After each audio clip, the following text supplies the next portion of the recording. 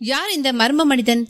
எதற்காக தன் அடையாளத்தை மாற்றி மாற்றி சொல்கிறான் என்று அவளுக்கு குழப்பமாக இருந்ததுடன் தன்னை பார்த்தவுடன் அவன் கேட்ட முதல் கேள்வியான ஓலையை நீலவேணியிடம் கொடுத்தாயா என்ற கேள்விதான் அவளுக்கு அதிர்ச்சியை கொடுத்தது.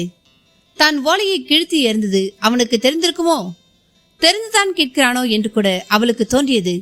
ஆனால் அப்பாவித்தனமான அவனது பார்வையும் கள்ளம் கபடம் இல்லாத அவனது சிரிப்பும் அப்படி அல்லவென்று அவளை நினைக்க வைத்தது. இப்பொழுது அவள் நெருப்பு மீது நின்றாள். அவள் நீலவேணியை அறிஞியன் சந்தித்து விட்டால் தன்னுடைய திருட்டுத்தனம் வெளியே தெரிந்துவிடுமே என்று பயந்தாள். இருவரையும் சந்திக்க விடக்கூடாது என்று நினைத்தவள் மனதிற்குள் ஒரு திட்டத்தை உருவாக்கியவளாக தன் நடையை அரண்மனையை நோக்கி திருப்பினாள். அவள் திரும்ப வருவதை பார்த்த அறிஞியன் பரபரப்படைந்தான்.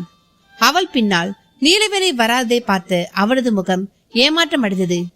அவன் அதை வெளிக்காட்டிக் கொள்ளவில்லை. என நண்பர்களே, முழு கதையும் கேட்கணுமா? கதைக்கான லிங்க் டிஸ்கிரிப்ஷன் பாக்ஸ் இல்லைன்னா கமெண்ட் பாக்ஸ்ல நான் மென்ஷன் பண்றேன், வீடியோ அப்லோட் பண்ணதுக்கு அப்புறம்.